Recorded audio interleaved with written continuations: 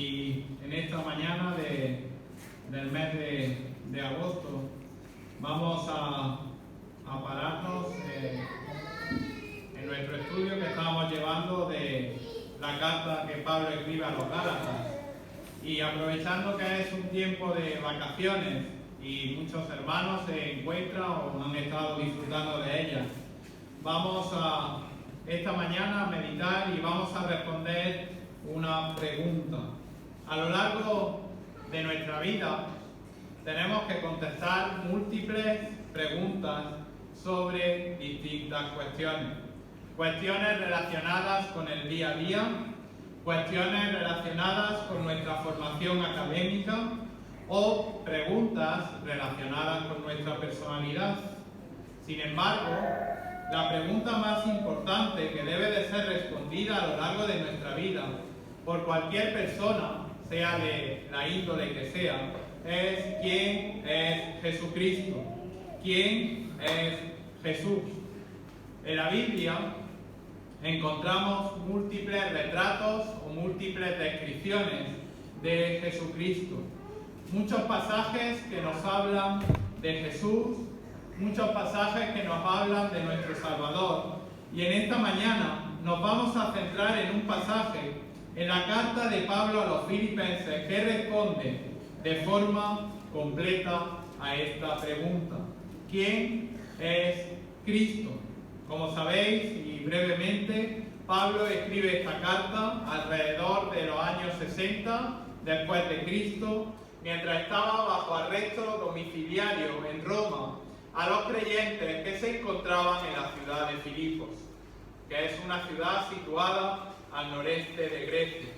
La iglesia de Filipos fue la primera iglesia que fundó Pablo en Europa, alrededor del año 51 después de Cristo. Y los primeros convertidos de esta iglesia los leemos en Hechos, capítulo 16, y como sabéis, eran Lidia, era la muchacha liberada del espíritu de adivinación, el carcelero de Filipo y su casa.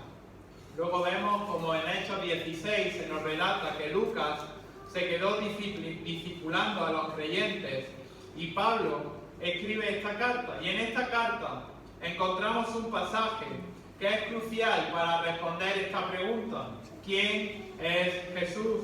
Que es crucial para entender el cristianismo. Y me animo que abráis vuestras Biblias en el segundo capítulo de Filipenses, en el capítulo número 2, valga la redundancia, los versículos del 5 al 11.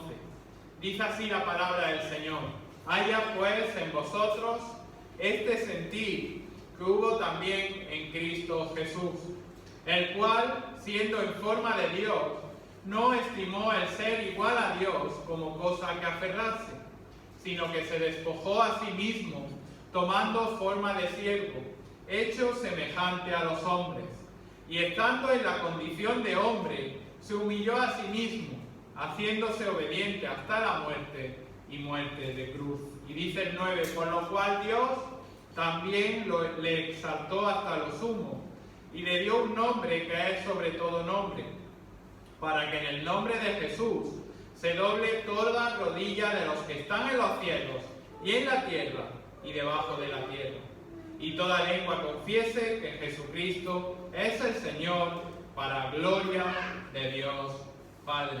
Hasta aquí la palabra del Señor, y vemos que este es uno de las grandes descripciones de Cristo en la Biblia.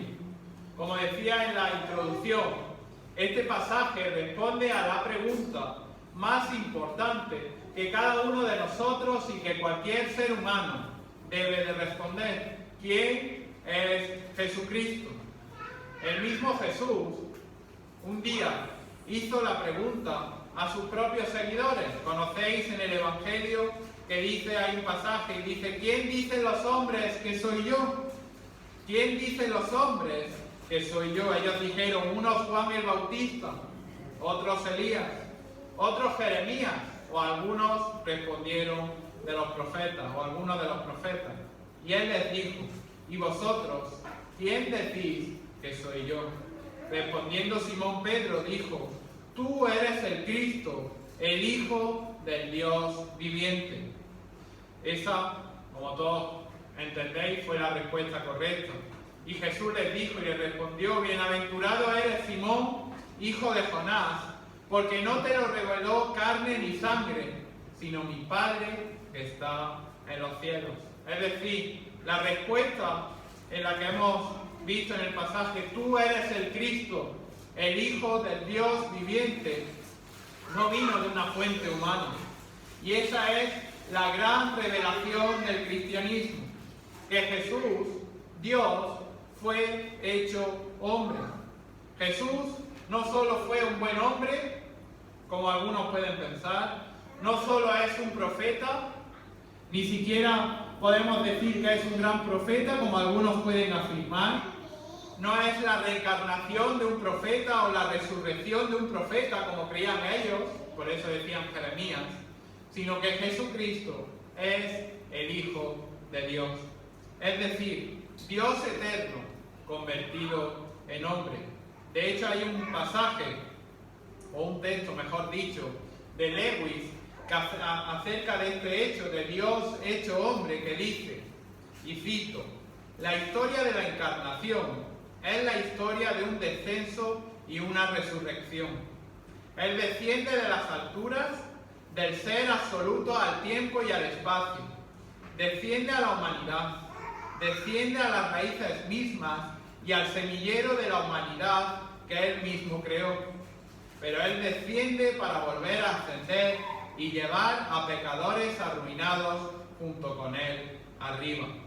La doctrina de la encarnación se encuentra enfáticamente en el centro del cristianismo. Este es el milagro central del cristianismo. Esta es la realidad que define nuestra fe. Es acerca de la encarnación. Es el milagro más grande y milagroso. Por lo tanto, en este pasaje que hoy estamos estudiando, dice el versículo 5 y comienza a responder esta pregunta. Y dice, versículo 5: haya pues en vosotros este sentir que hubo también en Cristo Jesús. Y dice el 6: el cual, siendo en forma de Dios. Esta es una afirmación profunda. Él existió en forma de Dios. Y es importante que cada uno de nosotros entendamos el verdadero significado de este pasaje, el de siendo en forma de Dios. La Biblia, como todos sabéis, fue escrita en 2 idiomas. El Antiguo Testamento fue escrito en hebreo y el Nuevo Testamento fue escrito en griego. Y cuando vemos esta palabra, este siendo que estamos estudiando, siendo en forma de Dios, la estudiamos en el griego, vemos el significado verdadero del texto. Y en este pasaje, este siendo en el griego se traduce como urpacho, y era una palabra que era utilizada para expresar la continuación de un estado o condición. Era expresada para expresar la continuación de un estado antecedente de algo que ya era y todavía es y será para siempre.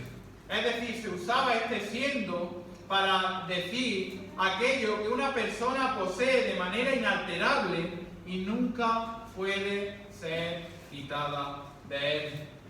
Describe esa parte de un hombre, la cual, a pesar de todos los cambios de la vida y de todas las circunstancias por las que podemos pasar, permanece siendo la misma, que nunca cambia. Por lo tanto, cuando Pablo escribe en este versículo 6, siendo en forma de Dios, lo que Pablo está diciendo es que Cristo existió en su naturaleza de forma incambiable en forma de Dios. Entonces, cuando queremos responder quién es Jesucristo, lo primero que tenemos que responder es la afirmación de la Escritura. Y tenemos que decir que Cristo, que Jesucristo es Dios. Lo primero que aprendemos de Jesucristo en este pasaje, y esto es esencial para nuestra teología cristiana, es que Jesús es Dios. Esto quiere decir que Él es un Dios inalterable, que es un Dios incambiable, que es un Dios divino. Él nunca ha sido y nunca será alguien diferente de Dios. Él no se volvió Dios en su encarnación, sino que ya era Dios. Y Él nunca ha cesado de ser Dios. En su humanidad, Él seguía siendo 100% Dios. Por lo tanto, siendo en forma de Dios, nos dice de manera inequívoca que Jesús es Dios. Él es igual que Dios, y por eso puede decir, como vemos en los Evangelios, yo y el Padre uno somos. O Él puede decir, si me habéis visto a mí, habéis visto al Padre. O en Colosenses capítulo 1, versículo 15, cuando dice la palabra del Señor, Él es la imagen del Dios invisible. Por lo tanto, si nos preguntan quién es Jesucristo, la respuesta primera que debemos de dar es que Jesucristo es Dios. De igual manera, si regresamos a este versículo 6, dice, el cual siendo en forma de Dios, dice la palabra del Señor, que no estimó el ser igual a Dios como cosa que aferrarse. Y fijaros que dice esta palabra, siendo en forma de Dios, no estimó el ser igual a Dios. Y igual a Dios es la palabra isos. Y esa palabra nos suena muchísimo más, porque todos hemos estudiado una persona que es isomorfa. Hemos estudiado lo que significa isométrico, o lo más básico, que es un triángulo isósceles. Isomorfo significa que tiene la misma forma. Isométrico significa, muchas gracias, isométrico significa que tiene la misma medida. O un triángulo isósceles, como recordamos cuando estábamos en la escuela, significa que es un triángulo que tiene, Ángela? Los dos lados iguales. Muy bien. Es un triángulo con los dos ángulos iguales. Por lo tanto, cuando la palabra del Señor dice que era el ser igual a Dios, lo que nos está diciendo es que Dios, que Cristo es Dios, es igual, idéntico, con los ángulos iguales, permitirme la expresión, que es Dios. Por lo tanto, Cristo, poseyendo la misma naturaleza que Dios, siendo igual a Dios, fijaros cómo continúa este versículo número 6, no estimó el ser igual a Dios como cosa que aferrarse.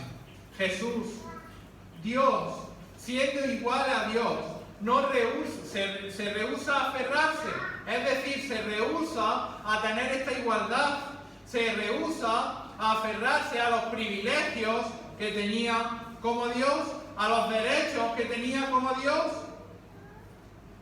Rehúsa aferrarse a esas glorias celestiales maravillosas. Por lo tanto, la encarnación, el Dios hecho hombre, es una historia de abnegación, como ahora vamos a ver. Él no es egoísta, Él es abnegado. Y en su abnegación llegamos a la tercera afirmación que encontramos en el versículo número 7 y dice, se despojó a sí mismo. En lugar de aferrarse, como hemos visto en el versículo anterior, a su gloria celestial, en lugar de aferrarse a sus privilegios celestiales, Él, lo que dice la palabra del Señor, es que se despojó a sí mismo.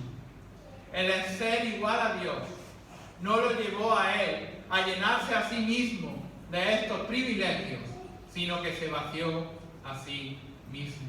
Y este verbo de vaciarse es keno, del cual obtenemos el término teológico, la kenosis.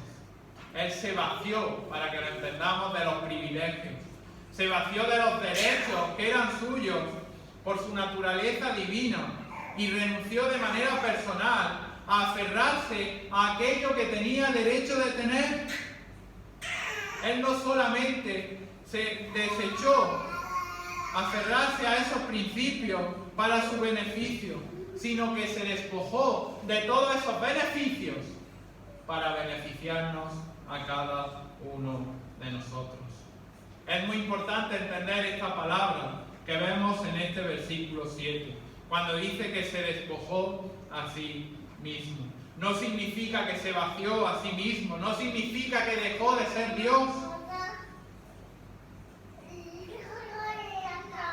Él no se vació de su deidad. Si se hubiera dejado de ser Dios, Él no habría sido nunca Dios, porque Dios es incambiable, como hemos visto anteriormente. Él en su naturaleza es inmutable. Como he dicho, Cristo es Dios, ha sido y siempre será Dios. Por lo tanto, en su humanidad no cesó de ser Dios. Inclusive, como algunas veces podemos leer de manera errónea, mientras que estaba colgado en la cruz en medio de su sufrimiento, inclusive cuando Él estaba llevando el peso de la humanidad, de todos los pecados y de la ira de Dios, Él no cesó, ni siquiera por una milésima de segundo, de ser el Dios poderoso que estaba colgado en esa cruz. El punto no es que Él no se despojó a sí mismo de su deidad, sino que Él no usó los derechos que Él tenía como Dios. Él dejó a un lado sus derechos, Él dejó a un lado sus privilegios. De hecho, en Juan 17 dice que Él dejó a un lado su gloria celestial para venir a este planeta que estaba manchado de pecado. O en Juan 5 dice, Cristo dejó a un lado su autoridad independiente y Él actuó únicamente según la voluntad del Padre. Y vemos como en este versículo 7, fijaros cómo continúa la humillación del Señor Jesucristo, que no solamente se despojó a sí mismo, es decir, renunció a sus derechos que tenía como Dios, sino que dice la palabra del Señor, que tomando forma de siervo. No solamente se hizo hombre, sino que tomó forma de siervo. Paradójicamente, Cristo, que como he dicho al principio es Dios, nunca cesa de ser Dios. Se convierte en el siervo de Dios. Y Él dice, como todos hemos leído en la palabra, yo hago lo que mi Padre dice que hago. Dice la palabra del Señor que he venido a hacer la voluntad de mi Padre que está en los cielos. Él vino, queridos hermanos, el Señor Jesucristo vino a esta tierra como un esclavo a servir la voluntad de Dios, a servir al propósito de Dios, a someterse a su Padre. De hecho, en Lucas capítulo 22, 27 dice, yo estoy entre vosotros como uno que sirve. O en Mateo o en Marcos podemos leer, el Hijo del Hombre no vino para ser servido, sino para servir y dar su vida en rescate de muchos. Su servicio fue hacia Dios. Él se volvió esclavo de Dios Padre y se hizo siervo de Dios. Fijaros cómo continúa esta humillación que se hizo hasta el punto de volverse un siervo. El heredero del trono de David, el rey de reyes y señor de señores, pero que se humilló para servir a su Padre y a aquellos que eran los hijos de su Padre. Y eso no es todo.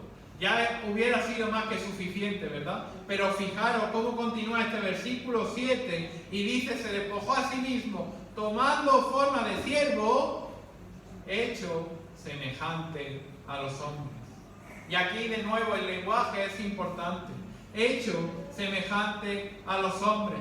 Significa que renuncia a sus derechos divinos y añade a su naturaleza divina su naturaleza humana.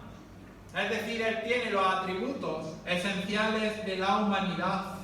Él era humano en el sentido pleno y verdadero.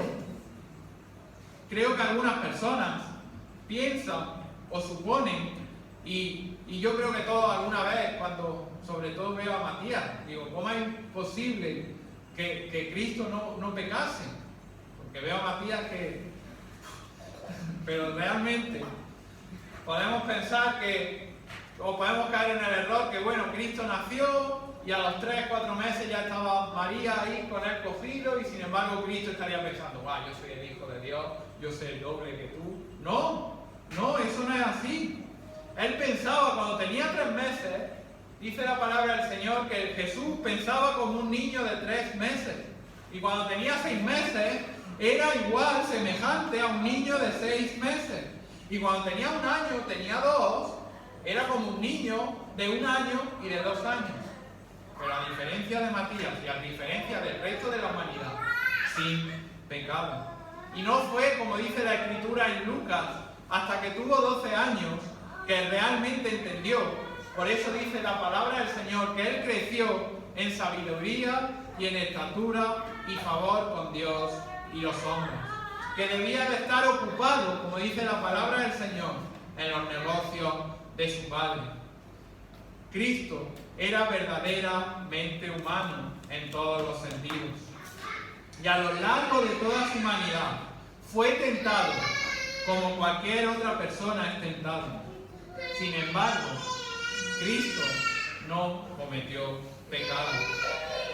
Un hombre 100% real, 100% humano, muriendo como sustituto por los pecadores. Él fue santo, justo, sin mancha. Él fue tentado en todo según nuestra semejanza, pero sin pecado. ¿Quién es Jesucristo? Él es, dice la Escritura, aquel que es en todo sentido Dios, pero que no estimó el ser igual a Dios como cosa a que aferrarse, sino que se despojó a sí mismo de todos sus privilegios, de todos sus derechos, y tomó la forma de siervo para servir a su Padre, y descendió convirtiéndose como los hombres. Pero Él no solamente descendió para ser un ejemplo para los hombres. Él no descendió para decir a Matías, mira cómo hay que comportarse, o a mí, sino que Él descendió para mostrarnos, como dice la palabra del Señor en el versículo 8. Fijaros que dice, y estando en la condición de hombre, ¿qué pasa? Se humilló a sí mismo, haciéndose obediente hasta la muerte y muerte de cruz. Y dice el versículo 8, estando en la condición de hombre. Ellos vieron que él parecía como un hombre. De hecho, si nos fijamos a lo largo de los evangelios, vemos cómo la gente veía su humanidad, pero no veía su deidad. La gente lo veía como un hombre, nada más que eso. Fijaros si era semejante a los hombres. De hecho, el mundo lo condenó por eso. Ese fue el juicio del mundo. El hecho de que lo rechazaron como Dios, que rechazaron su afirmación de deidad. El hecho de que pensaban, cuando el Señor Jesucristo decía que era Dios, que eso era blasfemia. Cuando Él dijo, yo soy Dios, ¿qué hicieron? Cogieron piedras para apedrearlo. Y los judíos estaban tan enfurecidos, porque decía que Jesús era Dios, porque ellos solamente veían su humanidad. Al mundo, Él parecía como nada más que un hombre. Y ese es lo que la gente, lo que este mundo, si preguntamos de quién es Jesús, va a afirmar de Él. Podrá decir que fue un hombre bien intencionado, un hombre bueno, un hombre noble, religioso, un hombre pacífico, un hombre que quería ayudar, pero nada más que eso. No ven su deidad, pero apareció como un hombre. Y estando en la condición de hombre, fijaros lo que dice la palabra del Señor, se humilló a sí mismo. Él ya estaba humillado cuando nació. Él ya estaba humillado cuando vivió como un niño, cuando era joven. Él ya estaba humillado simplemente al estar haciéndose semejante a los hombres en medio de los hombres. Él ya estaba humillado cuando descendió, pero no estaba humillado tan lejos o tanto como iba a ser humillado. Fijaros que el Señor Jesucristo en los evangelios no responde peleando. Él no destruyó, y podía haberlo hecho, a aquellos que le maldecían. Él no castigó o no tomó represalias, a aquellos que le traicionaron o a aquellos que tramaron su muerte. Él no peleó en respuesta a su hostilidad. Inclusive cuando le llevaron a la burla y le hicieron esa serie de juicios previos a ser crucificado y trajeron testigos falsos que dijeron mentiras y falsos testimonios, Jesús no respondió. Cuando le maldecían, Jesús no respondía con maldición. Él no dijo, fijaros, Dios Padre, ya es suficiente humillación, no quiero recibir más. Y no fue solamente muerte, como fue humillado, sino que además añade este pasaje, haciéndose obediente hasta la muerte, y muerte de cruz. Hemos visto cómo se humilla no siendo igual a Dios como cosa que aferrarse. Hemos visto cómo se humilla cuando se despoja a sí mismo, cuando se hizo un esclavo, cuando se hace hombre, cuando llega hasta la muerte y muerte de cruz.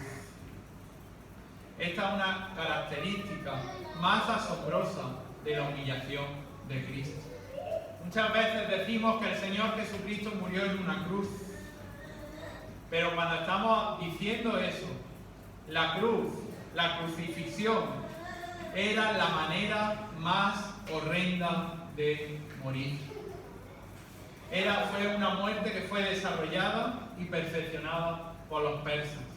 Y los romanos la habían adoptado esta forma de ejecución. Era la humillación más dolorosa y la manera más humillante y cruel de muerte que alguien podía imaginar.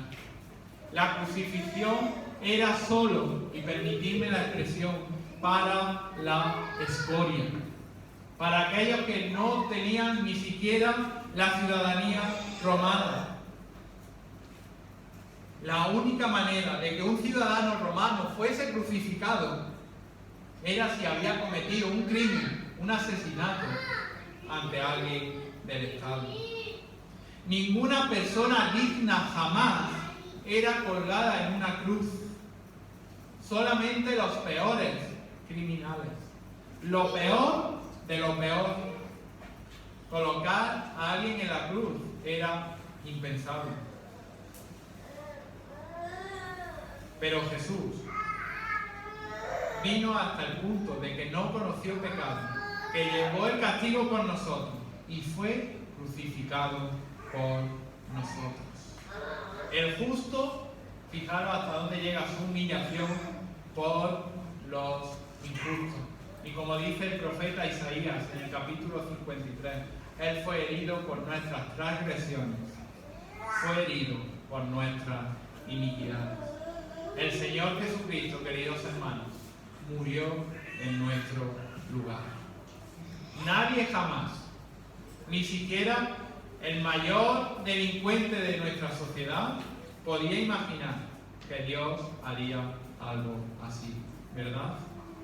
Si nosotros, y vamos a ponernos en un instante, hubiéramos planeado la llegada de Dios al mundo, no se habría visto así, ¿verdad? Nos habríamos asegurado de que llegara a un palacio y no a un pesebre, ¿verdad? Nos habríamos querido asegurar de que Él naciera en una familia rica y que fuera educado en las mejores escuelas y universidades del país, que fuera instruido por maestros de élite. Nos habríamos querido asegurar de que Él fuera atendido, honrado, exaltado y que toda la gente creyera en Él. Nunca habríamos permitido que Dios naciese en un establo. Nunca habríamos dejado que los primeros en visitarle fuesen unos pastores. Nunca habríamos permitido que viniese a una familia pobre, hija de un carpintero. Nunca habríamos dejado que Dios descendiera y que no tuviera bienes terrenales. De hecho, Dios afirma que no tengo ni dónde recostar mi cabeza. Que no hubiera tenido una educación, que hubiera venido sin requisitos, etc. Ninguno de nosotros habríamos dejado que Dios fuera humillado así. Ciertamente, nunca habríamos permitido, de hecho a nuestro hijo y nos exaltamos, que Él fuera maldecido. Nunca hubiéramos permitido que Él fuera objeto de burla. Nunca hubiésemos permitido que le escupieran, que le crucificaran, ¿verdad? Pero de nuevo, nunca habríamos sido salvos. Nunca habríamos sido salvos. Esto es lo que Pablo está relatando. Esta es la encarnación. Dios hecho hombre. Este es Cristo. Esta es la razón por la que Cristo vino. Pero la historia no termina, ¿verdad? En el versículo 8. Si terminase en el versículo 8, sería una historia triste. Pero continúa el versículo 9 y dice: por lo cual Dios también le exaltó hasta lo sumo. Qué afirmación, ¿verdad? Dios le exaltó hasta lo sumo. ¿Qué hizo Dios para exaltarlo? Todos lo sabemos. ¿Qué hizo? ¿Qué pasó 3 días después de que fue crucificado? Que el Padre lo resucitó de los muertos, ¿verdad? Y no solamente vemos que el primer punto de la exaltación de Cristo fue que el Padre lo resucitó, sino que al haber resucitado Dios a Cristo de los muertos, Dios afirmó la validez de su sacrificio. Y después, sucedió 40 días después, el día de Pentecostés, ¿qué pasó? Que Cristo ascendió al cielo. Primero fue resucitado, fijaros cómo Dios exalta al Hijo. Segundo, fue ascendido al cielo. Y cuando llegó al cielo, ¿qué pasó? Que Él se sentó a la diestra del Padre en su exaltación. La Biblia dice que cuando Cristo ascendió al cielo, Él se sentó a la diestra de la majestad en las alturas. Él llegó a su lugar en el trono. Él fue exaltado en su ascensión, Él fue exaltado en su coronación. Y Él ahora también está exaltado porque está intercediendo continuamente y permanentemente por todos los que creemos en Él. Y después dice este versículo 9, lo exaltó hasta lo sumo y le dio un nombre que es sobre todo nombre, para que en el nombre de Jesús se doble toda rodilla. Queridos hermanos, toda rodilla se doblará. Perdón, toda rodilla debe doblarse. Aquellos que están en el cielo, ángeles, querubines, serafines, seres angélicos, los santos glorificados que ya están ahí, toda rodilla en el cielo se va a doblar ante Jesús. Y en la tierra, hombres y mujeres se van a postrar. La minoría, aquellos que han creído en el Señor Jesucristo como su Salvador de manera voluntaria. Nos vamos a doblar rodillas ante nuestro Salvador. Pero la mayoría, y esto es una realidad en la Biblia, van a doblar rodillas de manera obligada. El día vendrá en el que aquellos que han rehusado creer en el Hijo se tendrán que postrar delante de Él en el día del juicio. E inclusive, fijaros, aquellos que están debajo de la tierra, demonios, ángeles caídos, aquellos que ya han sido condenados, se va a postrar ante Jesús. Y fijaros, no solamente esto, sino que dice: para que en el nombre de Jesús se doble toda rodilla de los que están en los cielos, en la tierra, debajo de la tierra, y, versículo 11, toda lengua confiese que Jesucristo es el Señor, para gloria de Dios Padre. Todo el mundo. Nadie, absolutamente nadie, se escapa de eso. Este versículo 11 engloba a toda la humanidad. Y por tanto, ¿ante quién es Cristo? Tienes 2 únicos caminos. Solamente 2 opciones. O lo haces voluntariamente y confiesas que el Señor Jesucristo es el Señor para gloria de Dios Padre, o lo vas a hacer de manera forzada. O lo haces ahora y eres perdonado y te postras voluntariamente, con gusto, cuando estés en su presencia para toda la eternidad, porque has salvado tu vida y Cristo, ese que se ha humillado hasta lo sumo, ha ocupado tu lugar. O lo rechazas ahora y te postrarás un día ante Él, pero no en su presencia, en el cielo, sino en el asiento del juicio, y recibirás la ira de Dios para siempre. La palabra que aparece en el versículo 11, y toda lengua confiese, es que toda lengua, fijaros que abarca toda la humanidad, va a reconocer al Señor Jesucristo como Señor. Va a reconocer al Señor Jesucristo como Dios. Va a reconocerlo como el gobernante. ¿Quieres ser cristiano? Confiese con su boca que Jesús es el Señor y cree que Dios lo levantó de los muertos. Esto es lo que dice este pasaje, que Dios vino a este mundo siendo Dios, que se humilló hasta lo sumo, que murió ocupando el lugar que merecíamos en la cruz y que Dios lo levantó de los muertos. Este es el corazón del cristianismo. Y todo esto, como termina este pasaje, y con esto termino, para gloria de Dios Padre. Para la gloria de Dios. ¿Quién es Jesucristo? Hemos respondido a esa pregunta. La pregunta que yo quiero dejar a cada uno de vosotros ahora es: ¿qué harás tú con Cristo? ¿Lo reconocerás como Salvador o lo has reconocido como Salvador y vas a postrarte ante Él de manera voluntaria?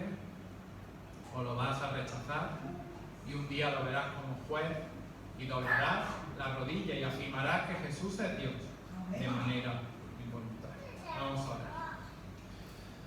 Sí, Padre, te damos las gracias por tu palabra. Gracias, Señor, porque cuando leemos este pasaje ni siquiera somos conscientes a una milésima parte de tu sacrificio en la cruz del Calvario. No somos conscientes, Señor, de tu perfecta obra, de cómo enviaste a tu Hijo a morir en una cruz, humillándose hasta lo sumo, hasta lo que cada uno de nosotros no nos podemos imaginar. Pero luego tú también, Señor, lo resucitaste al tercer día. Creemos en un Dios que es vivo y verdadero. Un Dios, Señor, que como hemos leído intercede por cada uno de nosotros. Y con la esperanza de que un día estaremos con Él, que lo adoraremos, que le alabaremos y glorificaremos su santo nombre. Señor, te pido que tú salves, Señor, a personas que no te conocen. Que ellos puedan reconocer a ti como único y suficiente Salvador. Y que tú los evites, Señor, les salves, Señor, del juicio venidero. Pues esto oramos en el nombre de Cristo Jesús. Amén. Amén.